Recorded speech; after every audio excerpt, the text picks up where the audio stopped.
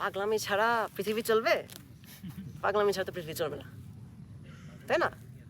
সবাই তো পাগল। স্যার আইজাক নিউটন কত বড় একটা পাগল, সে তো ফিজিক্সটাও তাকে ছাড়া হতো? আমি যদি শুয়ে থাকি হেলান দিয়ে একটা আপেল গাছের ধুম করে একটা আপেল ঠুস করে মাথায় উপরে পর আমি কি বলবো, ও আপেল পড়ছে। আইজাক নিউটন কি করছে? স্যার আইজাক নিউটন জিজ্ঞেস করছে নিজেকে কেন ওটা পড়ছে, তারপর পুরা জীবন কাজ করছে এই কেন পড়লো এটার ব্যাপারে, রিসার্চ করে করে কি বের করলো, ফিজিক্স। আইজাক নিউটন না থাকলে, ফিজিক্স না থাকলে কিছু থাকতো? আপনি যে ফোনটা ধরে আছেন, এই ফোনটার মধ্যে ট্রানজিস্টার কেমনে কাজ করে, কেমনে মাইক্রো প্রসেসর কাজ করে, র্যাম রম যা আছে, যা টেকনোলজিটা উদা উদা আছে, এগুলো থাকতো না, তাই না? পাগল আমাদের লাগে। আপনি আমি যদি মানে অন্যভাবে বুঝাইতে পারি, আসলে অন্যভাবে বোঝানো নেই, পাগলটা আমাদের লাগে।